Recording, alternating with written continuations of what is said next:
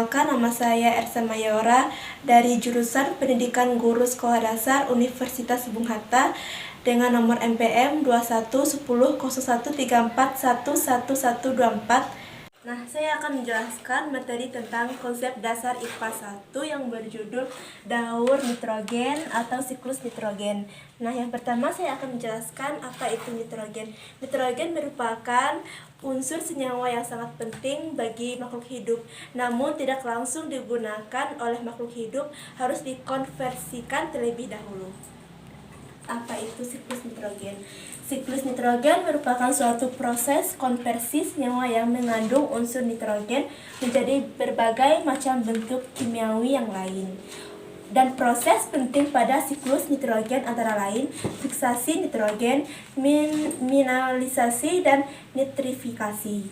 Nah, saya akan menjelaskan uraian proses secara singkat siklus nitrogen. Yang pertama, amonifikasi merupakan proses penguraian amonium menjadi N2. Dan 2, nitrifikasi, proses pembentukan asam nitrat dari amonia.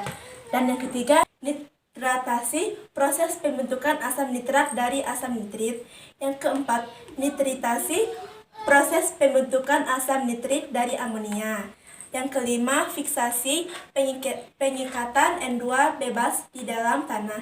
Dan yang keenam, denitrifikasi, pelepasan N2 bebas ke udara. Baiklah, saya akan menjelaskan secara terperinci daur nitrogen lewat bagan tersebut. Proses ini berasal dari jatuhnya nitrogen bersama air ke dalam tanah. Nah, ketika di tanah ini, nitrogen tidak dapat langsung diambil oleh tumbuhan, namun ada tumbuhan yang dapat menyerap, yaitu tumbuhan yang bersimbiosis dengan Rhizobium mutualistic yang hidup di dalam bintil akar atau yang disebut dengan nodul akar. Kemudian di proses bintil akar ini akan menjadi amonium, dan proses ini dinamakan fiksasi nitrogen. Setelah fiksasi nitrogen ini yang telah menjadi amonium diubah lagi menjadi bakteri nitrifikasi atau anthramonat menjadi nitrat. Nah, proses ini disebut dengan nitrifikasi, di mana nitrat ini memiliki unsur penting bagi tumbuhan untuk berfotosintesis.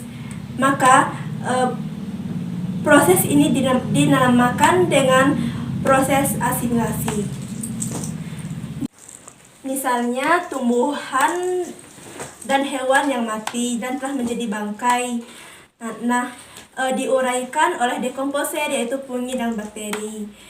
Nah, hasil uraian tersebut akan menjadi amonium sehingga kembali berdaur ulang. Dan proses terakhir ialah nitrat menjadi nitrogen bebas atau bakteri nitrifikasi.